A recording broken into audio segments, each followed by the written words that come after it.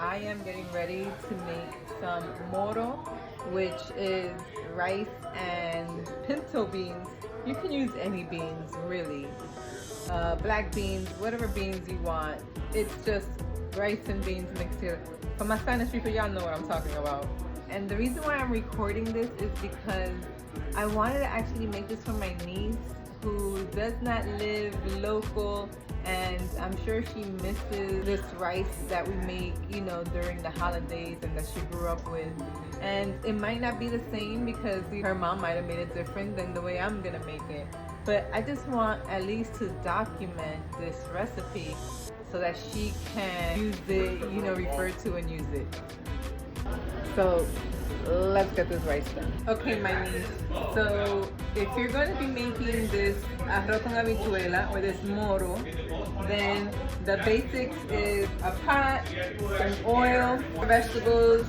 Right here I have onions, red peppers, green peppers, and you can cut it however you want. And you could chop them up fine, you can put them the long way. It's however you want. We got some garlic. This is about 4 cloves. I think it was 5. Tomato paste and the beans. You want some type of maybe chicken broth or vegetable broth. And then we have some cilantro. I'm doing 2 cans of beans, so it's about like maybe 2 tablespoons of oil. Okay, so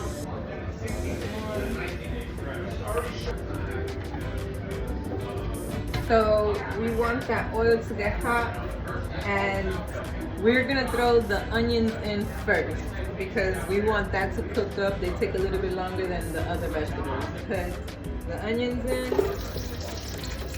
Okay, and you kind of want to season every step. A little bit of salt and a little bit of pepper, and just let it get a little translucent. Make sure your temperature is not high so the onions don't get burned. So another thing, I like to put the garlic in sometimes with the onions because I feel like garlic needs time to bloom. Some people put it in when they do the peppers. It is up to you. You can do all of it at the same time if you don't have time. Like, this is you make it how you want. Okay, so now this is ready, so I'm gonna throw in the garlic.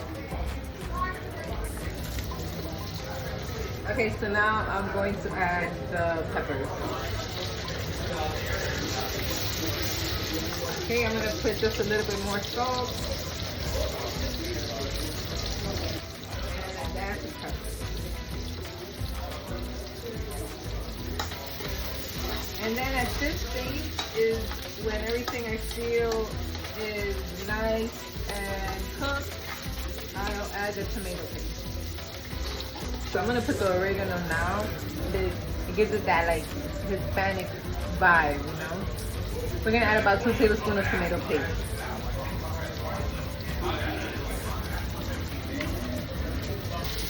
Alright, so I'm gonna lower the temperature to make sure I don't burn this. I kind of now just want it to incorporate with each other. Okay, so now that these vegetables are cooked, the tomato paste is cooked, I am going to add the beans. I am going to add 2 cans. And like I said, you can choose any beans. These in particular are pinto beans, low sodium.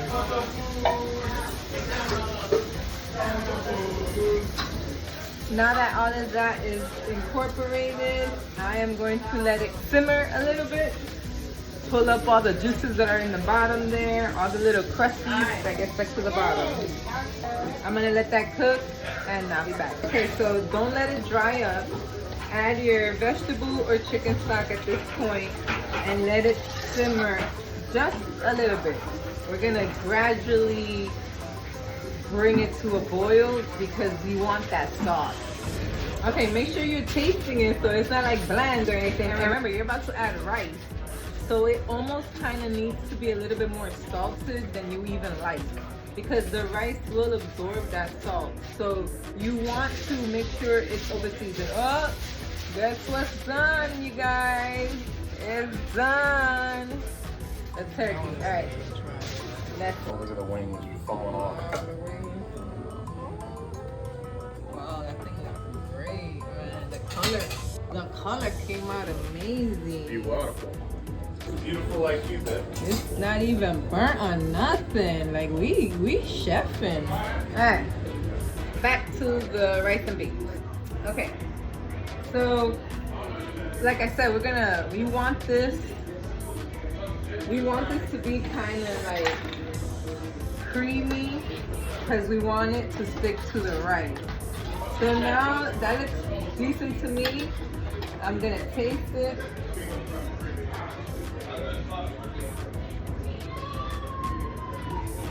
How was that? Perfect. So it does need some more it does need some more salt. But I'm gonna put the rest of this chicken raw, and I'm gonna let it come to a boil while I go get the rice. And I almost forgot the most important part. This is recaito or sofrito. Every one of those are different, but let's stick with that this is a sofrito. And I should have put this in sooner to cook up with the beans, and I forgot, so we're gonna put it in now.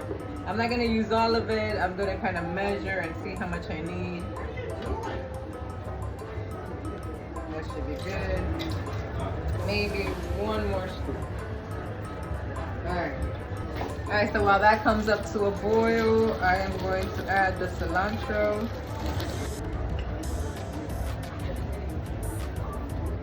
And 1 piece of culantro.